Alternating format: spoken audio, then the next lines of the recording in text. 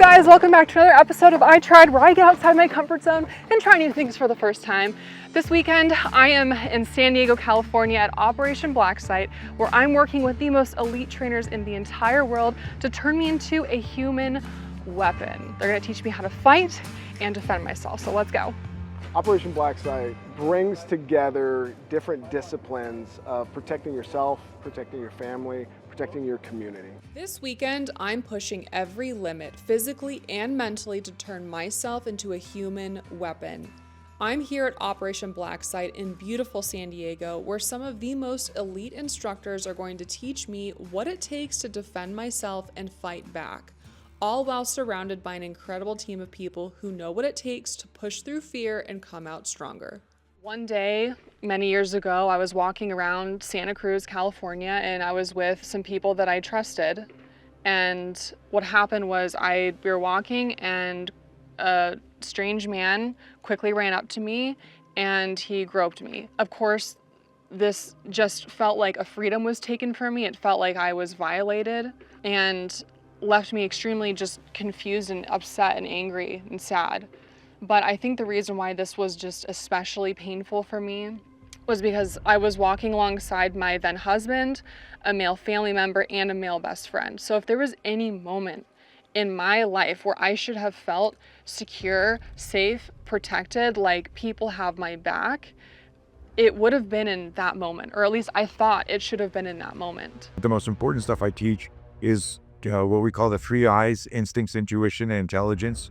How to trust your intuition, recognizing that every survivor of violence who lived to tell the tale has said in the report, in the book, or in the countless interviews I've done over the decades, I had a bad feeling. But nobody's teaching us how to be courageous when I have a bad feeling. On day one, after breaking up into groups, my crew was sent to the combat ring, where we were introduced to Tony Blauer and his groundbreaking spear system.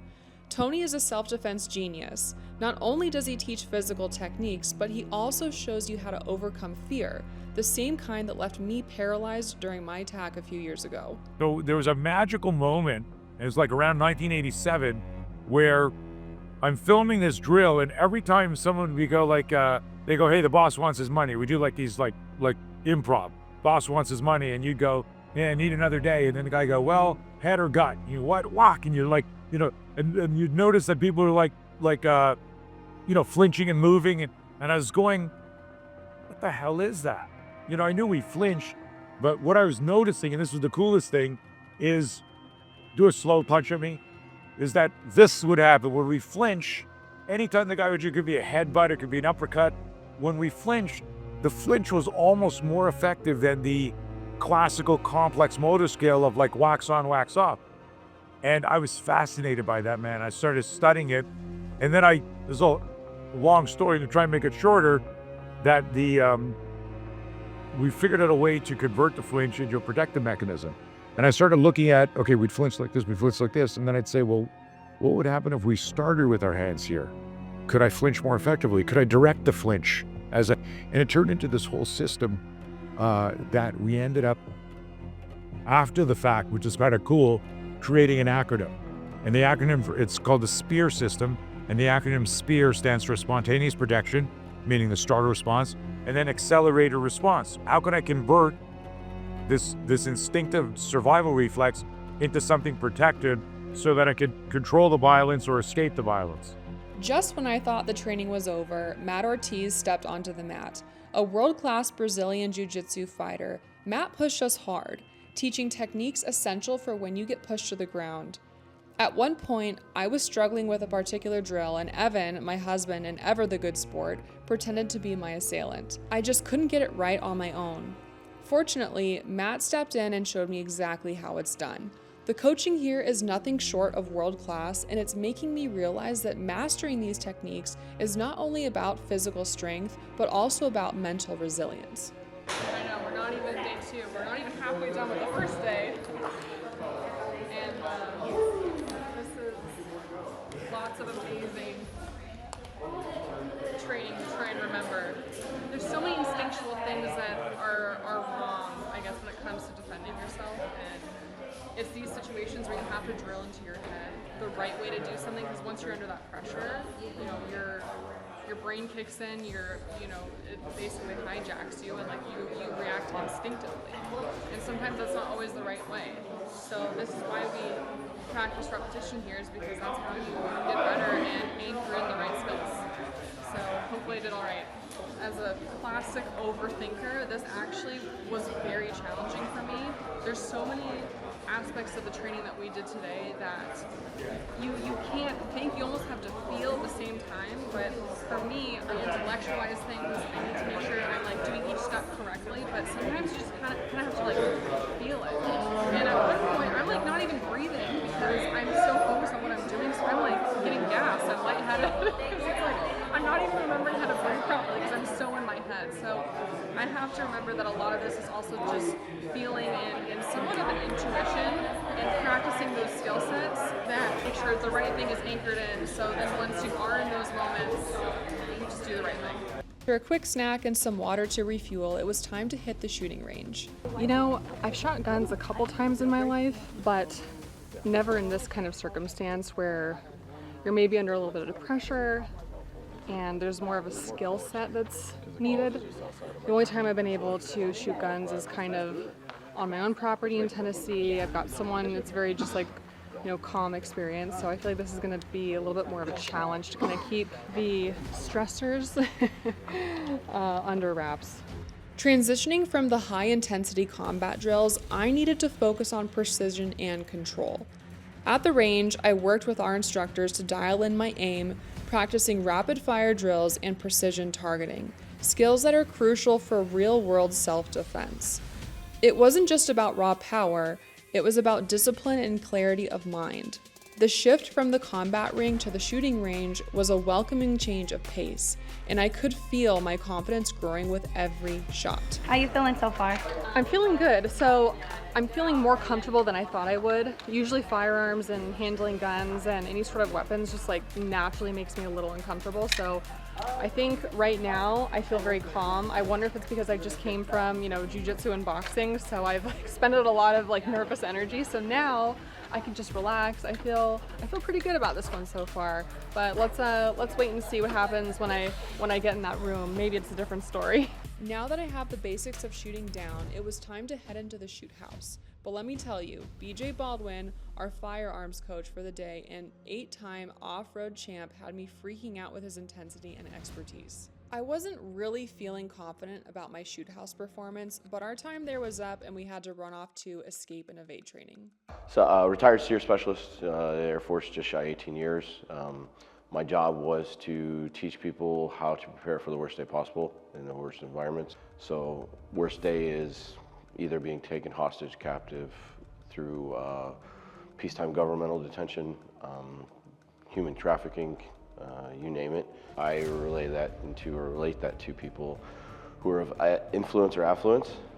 They have a social status in the world. They're highlighted through their business and their success, and they don't know that they're a huge target of opportunity outside the borders of the United States as well as inside, regrettably.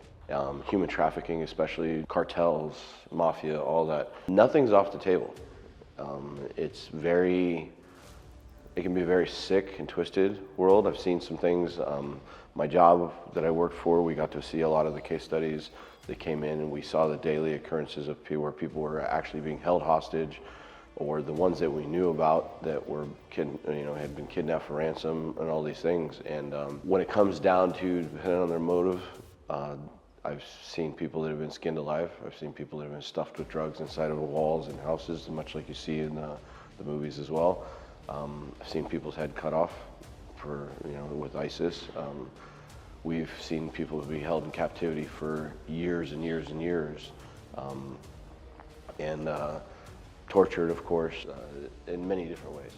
Chris Weichman spent most of his military career preparing our soldiers for what he calls the worst day of your life, being abducted.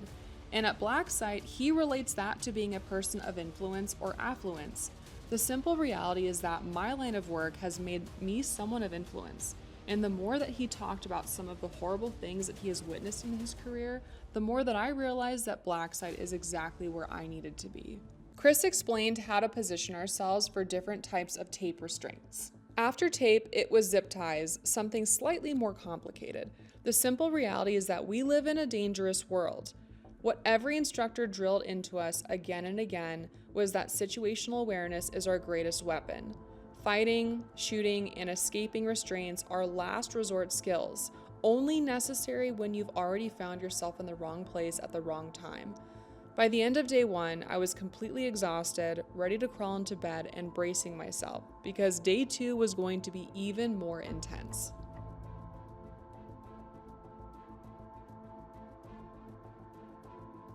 Day 2 at Operation Black Site, and I'm about to start a day that's just going to be an advanced version of what I did yesterday. And I have to say, the skill sets that I've learned yesterday, it's a lot of information. There's a lot of new practical methods and things that you're implementing that you've never learned before. So kind of just like feeling a little, I guess, overwhelmed with the volume of information that I'm trying to memorize. So today I can effectively activate those skills even better.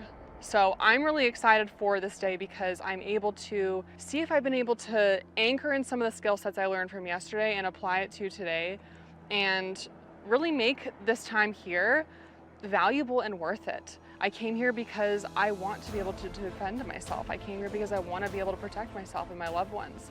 And there are a lot of things here that it's like information overload, but it's the way that they do it here is they actually put you in the very specific scenarios that you would likely experience in real life. So I've had a man attack me. I've had someone, get me onto the floor and I have to find my way out. And you don't really learn these skills if you're just kind of like fucking around and just playing around with it. But if you're really put in a scenario where you're feeling scared, overpowered, it's those moments where you really get to apply these new skill sets and make sure that you get out alive.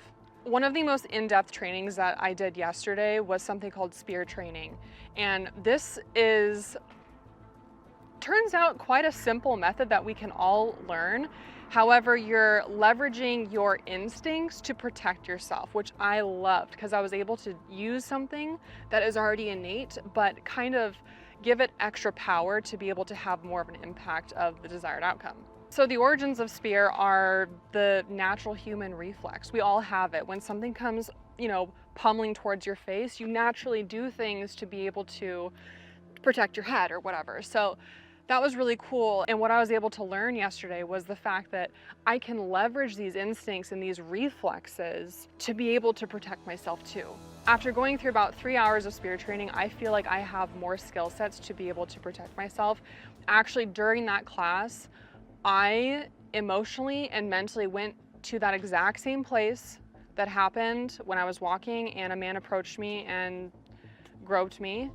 And I was running through my head, okay, if I knew these skill sets at that time, how would I have actually defended myself in that moment using these new skill sets? And I feel like taking myself now and putting me back in that moment, I feel like I would have had much better opportunity to preventing that situation.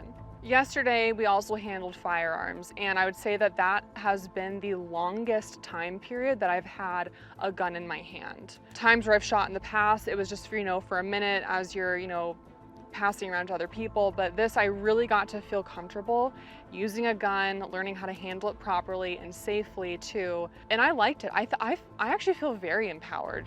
I feel that it is something that I would like to eventually have. I've always wanted a concealed carry and I've always wanted to have something with me.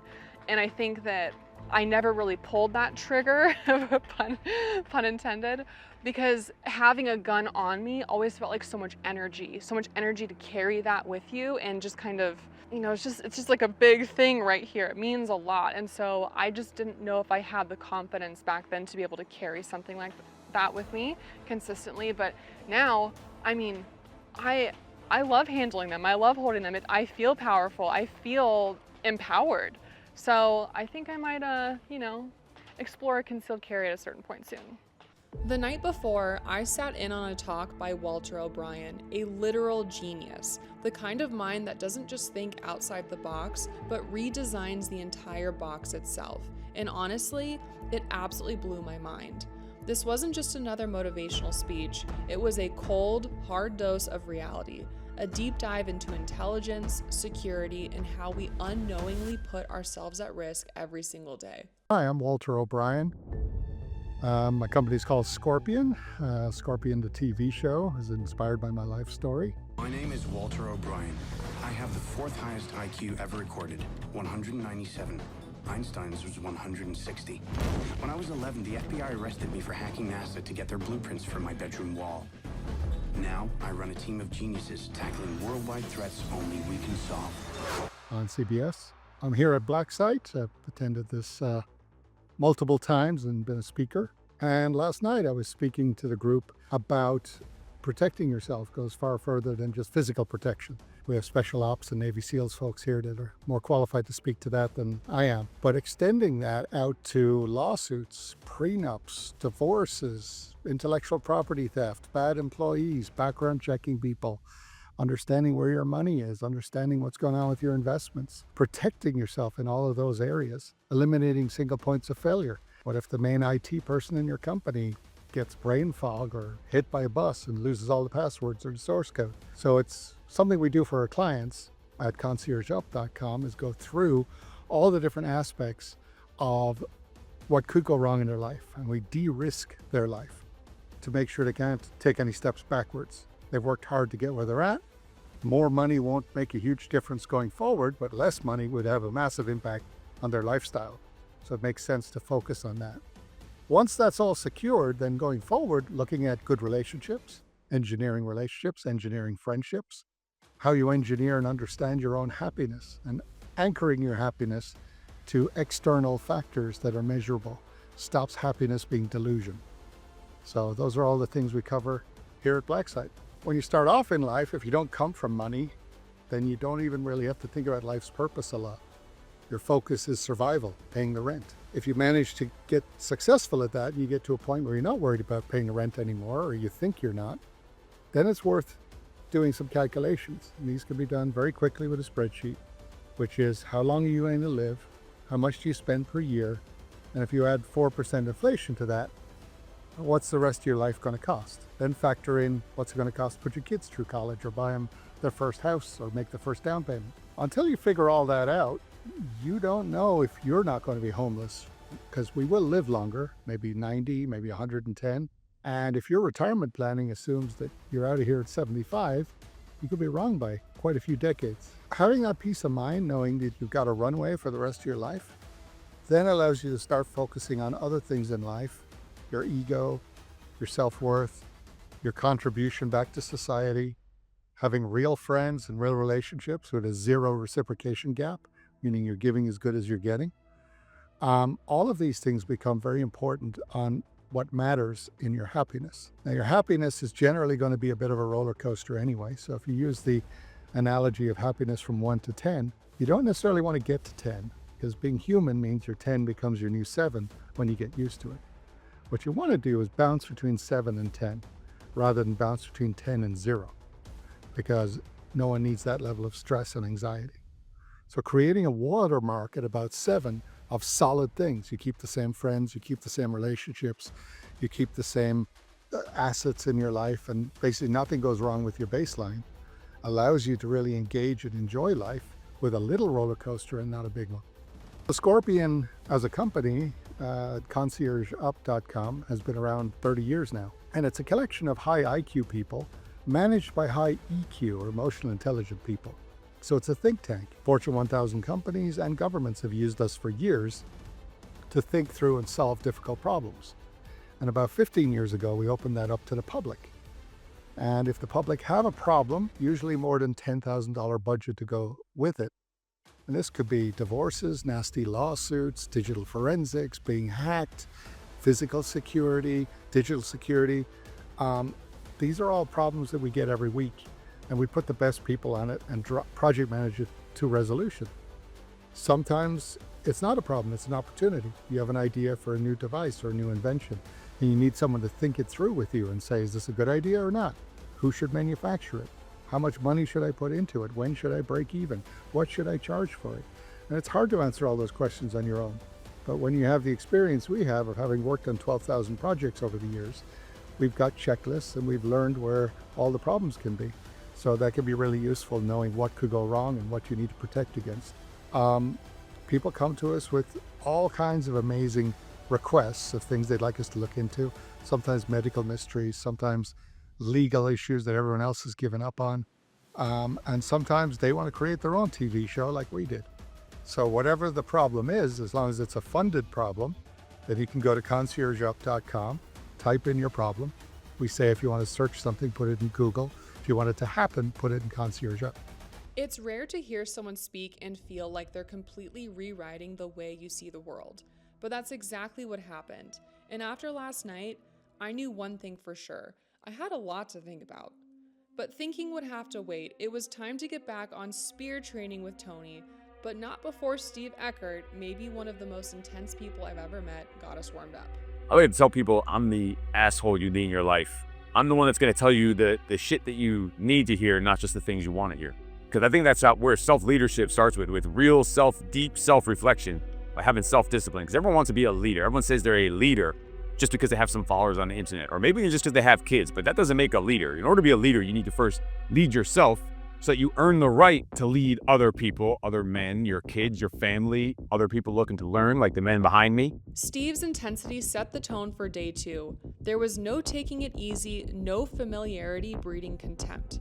If day 1 was a level 10, then day 2 started off at a level 12.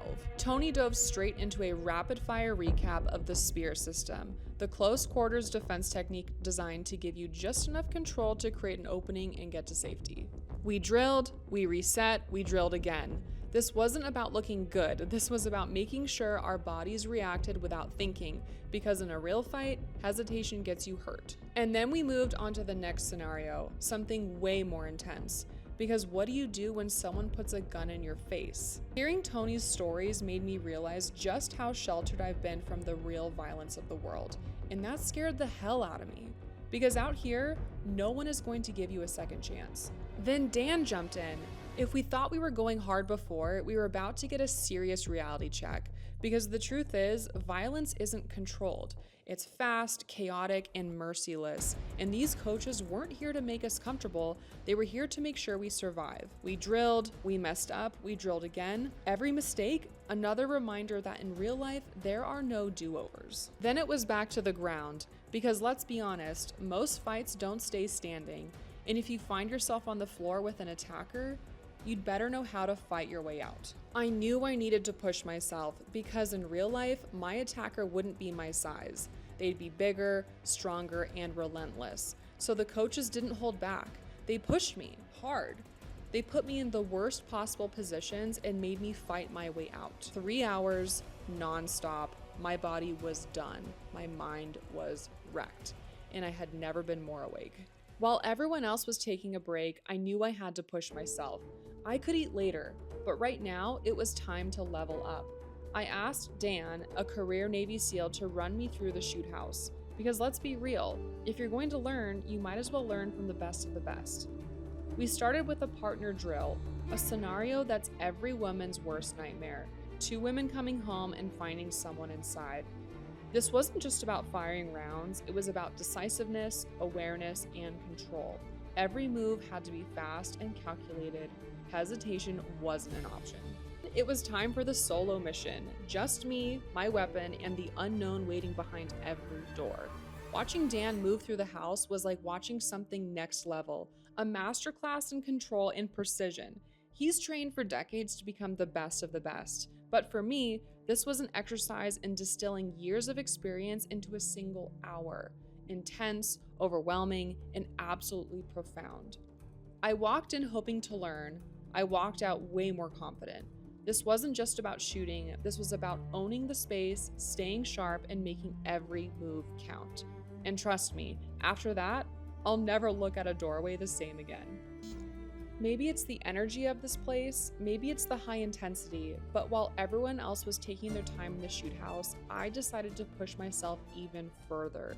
Because becoming a human weapon isn't just about technique, it's about training, mindset, and refusing to quit. This is never about sitting on the sidelines while there's work to be done.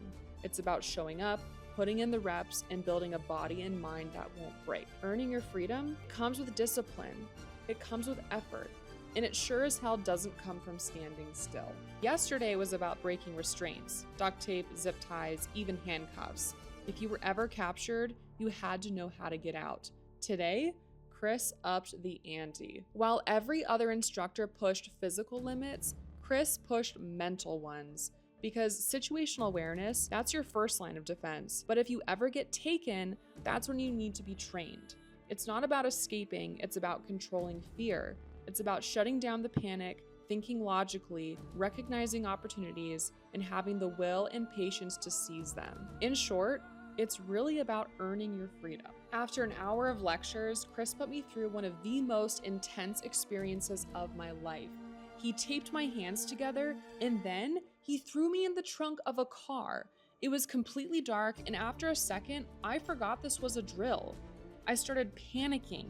Was there enough oxygen? Were they just going to leave me here? Could I even get out? And then he started driving. Even though my brain knew this was a simulation, my body full on thought I was being abducted. But then I remembered what Chris had been teaching me.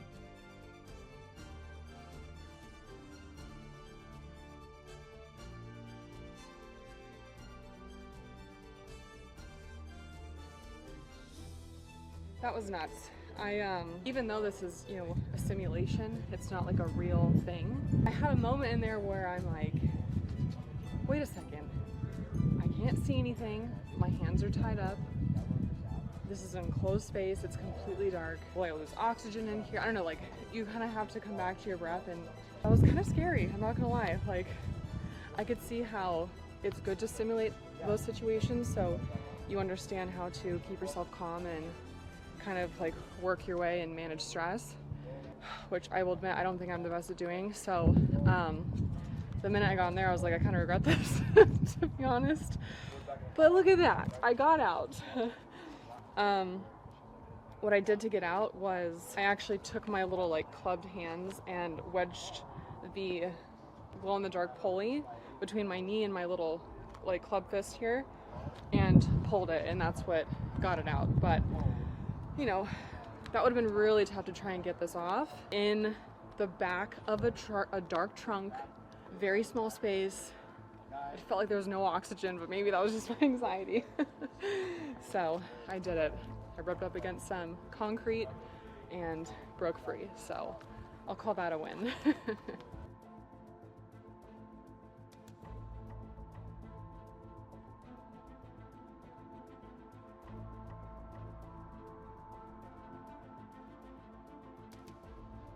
Jana, she's a fast learner. She actually picks it up pretty well. She's athletic, she's engaged, she's in tune, she's all about growth, and she's a sponge right now, and she's really soaking it in. And you can see with the striking that a couple pointers and the 1-2's happening a lot cleaner every time. That these skills matter, especially in this day and age that we live in. I think some type of training, like I said, whether it's all disciplines or if it's a single discipline, is really going to give you a chance, if encountered, to save your life. And granted, the highest level guys, bad things happen. But we have at least skills that will keep us safe. Safe enough to either flee to a position of safety or re-engage to save our lives. But Chris does a really good job of just trying to keep you calm and help you understand the commonalities between escaping and then what to think about, and hopefully how to never get in that position in the first place. And then finally, being out on the range, we're not using live ammunition out here. I mean, we're in a ranch in California, so a lot of these are just airsoft kind of training. But the disciplines of how to clear a room, how to pie a corner, what to be thinking about when you're aligning the sights of your firearm, how to carry one safely and effectively. The thing that I've seen a lot is folks come here and they get a little smorgasbord of all these different disciplines, and then they'll come back to the next event and say, hey, I've been doing jiu-jitsu for like 6 months now, or hey, I picked up Muay Thai, or hey, I went deeper into my firearms training. I feel so much more comfortable carrying. Some people have been carrying guns for years, don't even really know how to use them. So this catalyzes a lot of personal growth opportunities for people. It's also a crazy networking event. I mean, the people who show up here, the people who speak here. So it's fun, and then you kind of get a family feel, and that's why I keep coming back. This wasn't just a training camp. This was an awakening. I came here thinking I knew what to expect, thinking I'd learn some skills, push myself, maybe even test my limits a little. But what I found was a level of intensity, challenge, and self-discovery I didn't know I needed. The coaching was world-class. The intensity was relentless. But what made this experience truly unforgettable was the people. I walked in as a student, I walked out with a team. New friends who pushed me, supported me, and reminded me that none of us do this alone. I've never been more tired, I've never been more tested, and I've never felt more alive. This wasn't just about survival, this was about becoming something more. And I wouldn't trade a single second of it, because earning your freedom starts right here. This experience taught me that I'm stronger than I imagined. I knew I came here with some deficiencies, and I feel that I've really owned a lot of those skill sets to make me a stronger person. And I can go back home, I feel more confident, I feel more sure of myself, I feel more like a badass. And that's a pretty good feeling to have. All right guys, you know the drill. If you appreciate this content, please give this video a thumbs up and subscribe for future Earn Your Freedom content. And until the next video, get the fuck outside.